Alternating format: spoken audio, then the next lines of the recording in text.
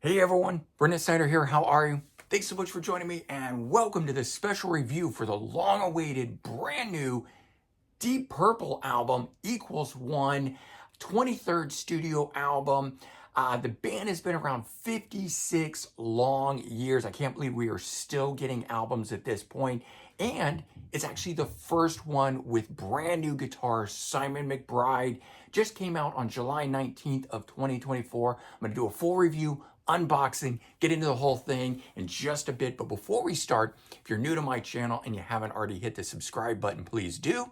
Also leave a comment, hit like, all those things help support my channel. I'd greatly appreciate it. And of course, as an added bonus, by turning on notifications, you're gonna stay up to date on everything going on in the world of music, just like this, with a special review for the brand new Deep Purple album, Equals One. All right, so I want to jump back to a little bit of history here just to catch you guys up. The band itself formed in 1968, so 56 long years ago. Originally starting out as a psychedelic rock band, then shifting into more of the hard rock territory, featuring a bit of a sort of proto-heavy metal sound. Sometimes the band gets name-checked as one of the architects of it, and ultimately setting the groundwork for future metal bands and things of that nature. But they've also dabbled a bit in progressive rock style. So they've had their fingers in, the pot of different sounds for a lot of things within rock, and certainly sets the band up for being one of the classic rock groups that they are. By 1970, though, their fifth studio album in rock had them firmly entrenched in the hard rock sound that we continue to know them for today. 1972 saw the release of the seminal album Machine Head, which features the all-time classic rock song Smoke on the Water.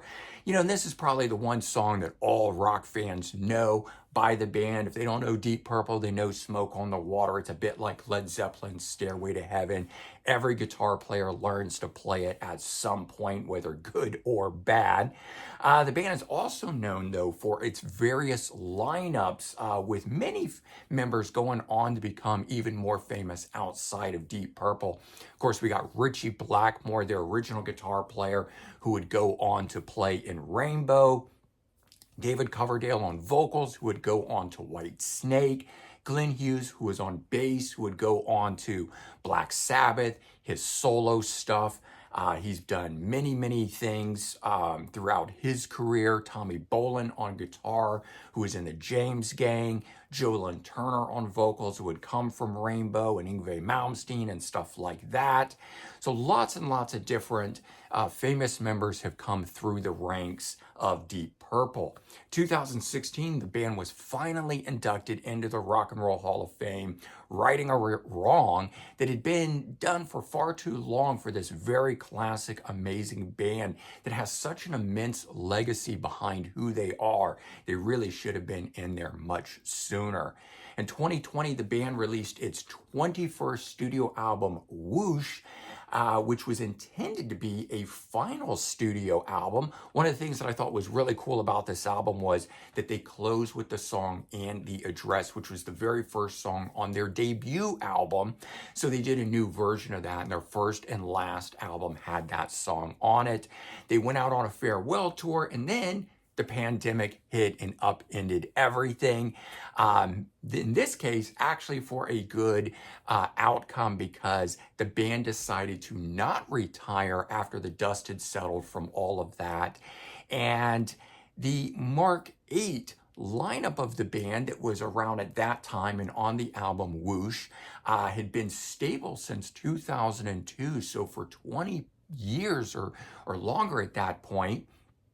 However, longtime guitarist Steve Morse decided to step down due to taking care of his dying wife at the time, who unfortunately has since passed away. But this resulted in bringing in new guitar player Simon McBride, joining up, creating a Mark 9 lineup of the group, which of course is Ian Gillan on vocals, having also had a stint in Black Sabbath, Roger Glover on bass, both of them there from the classic heyday lineup of the group during the Machine Head era. Ian Pace on drums, who is the sole original member left in the group, Don Airey on keyboards coming in to take over for original member John Lord. But Don Airey having played with Ozzy, Rainbow, Whitesnake, and so many other classic bands, and newest member, guitar player Simon McBride.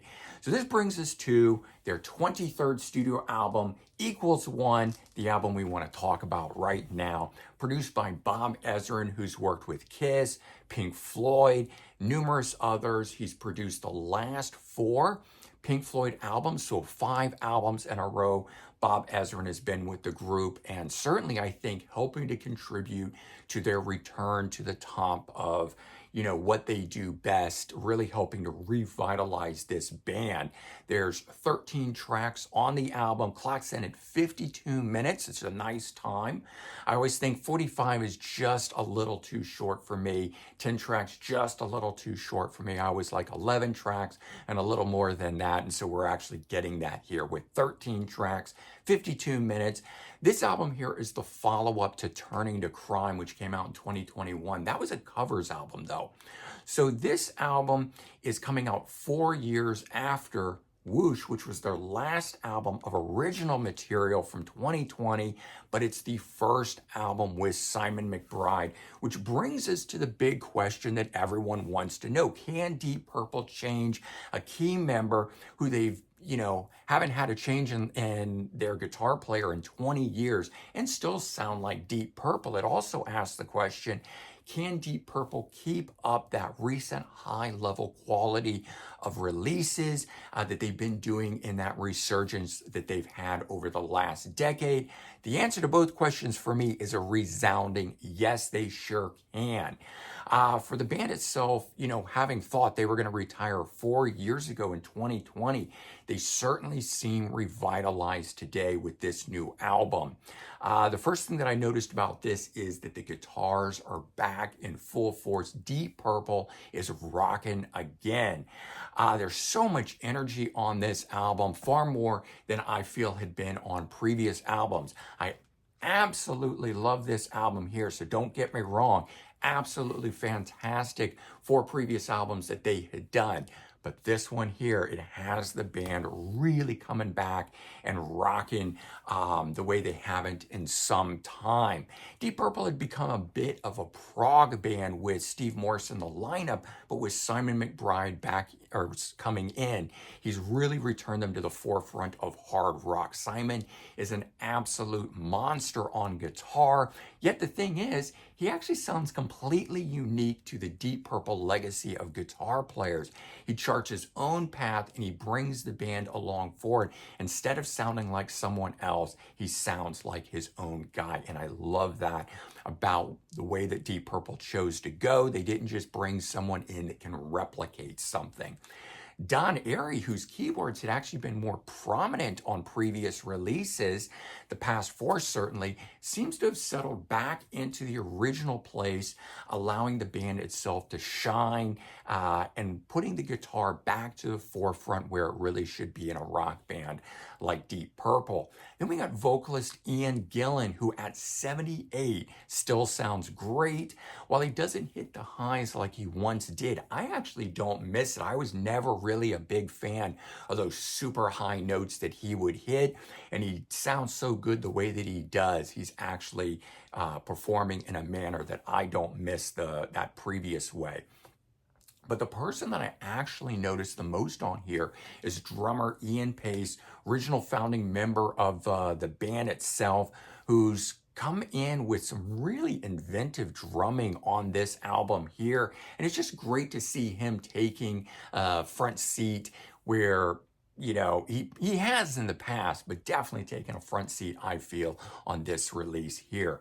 And musically, there's a lot of interesting things going on this album. There were some things that really stood out to me, and one in particular was there's a few songs that have some really unique endings to them where they build and build to a final culmination just before the next song starts. You think the song has already ended, but you never actually heard it end.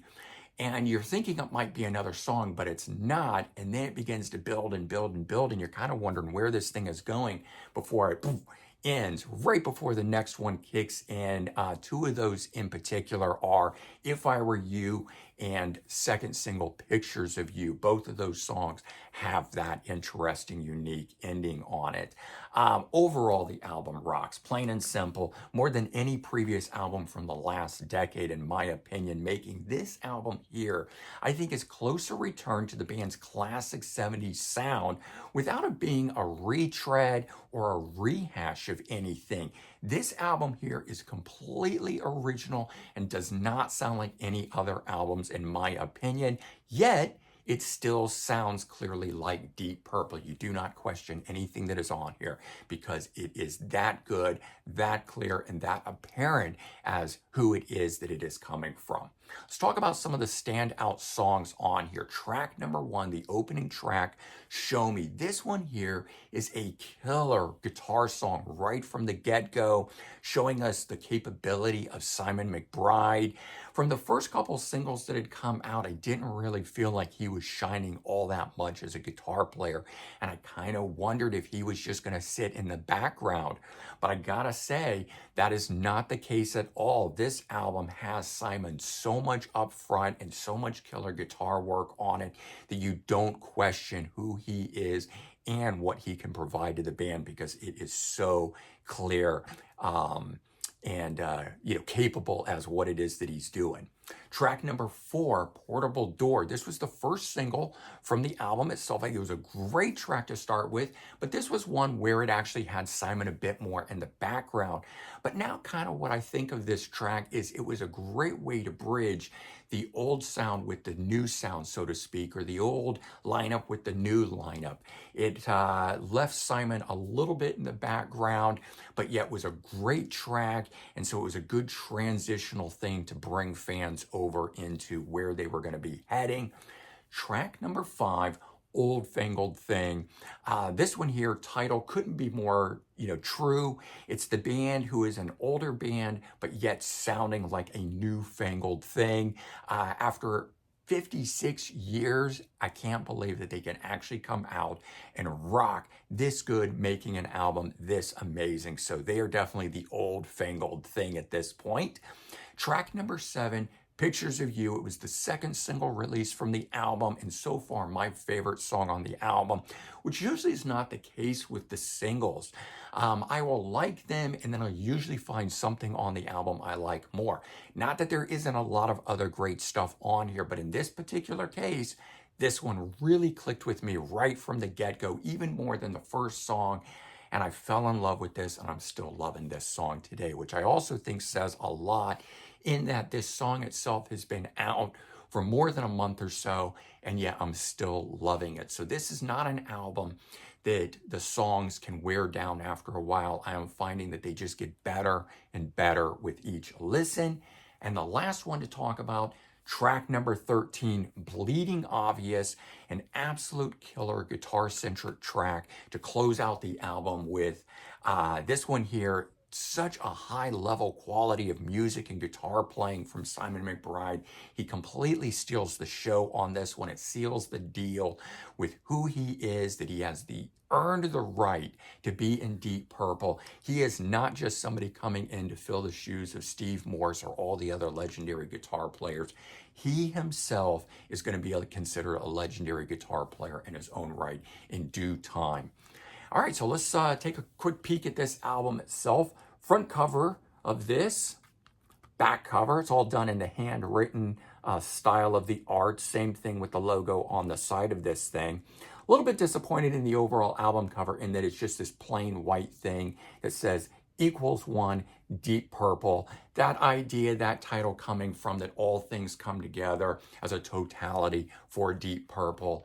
The idea of this album or sorts, and I like that. It's cool, new member coming in, and it just comes together to equal what is Deep Purple. But could have had something a little bit better or a classic logo. And I just want to give a reference to the original art or the previous art from 2020 on Whoosh versus this. This I thought was killer art. There's an image that's now burned into my brain that I can think about while listening to the album, whereas this here doesn't really give me any of that.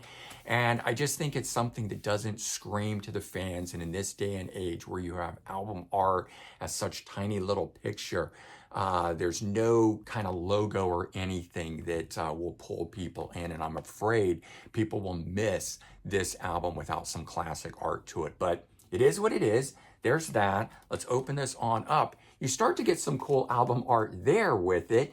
I would have rather seen something like this as the album art. They used it for the singles and whatnot. We take the CD out, and it's just a continuation of that. And then we pull out the book, get a little bit better shot of it there, and then we just get into all the lyrics of it. But there's some cool shots of more album art and things of that nature throughout. The thing is, there really isn't any band or shots of any kind.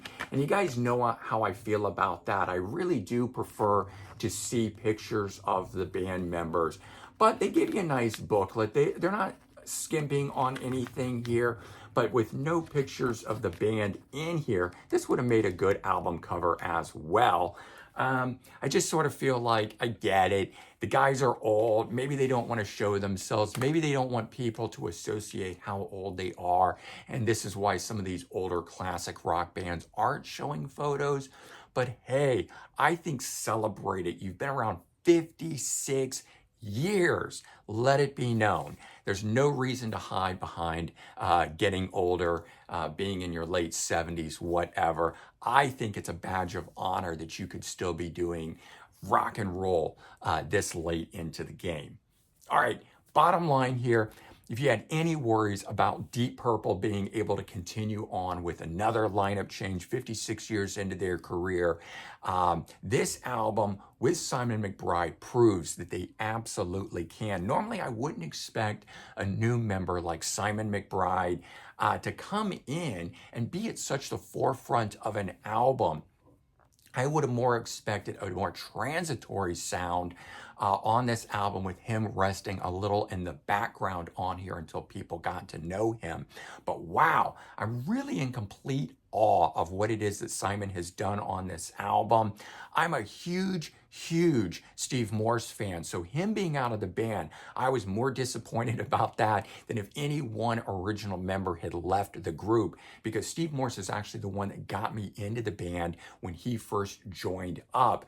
And having had a new person coming in at this point really concerned me.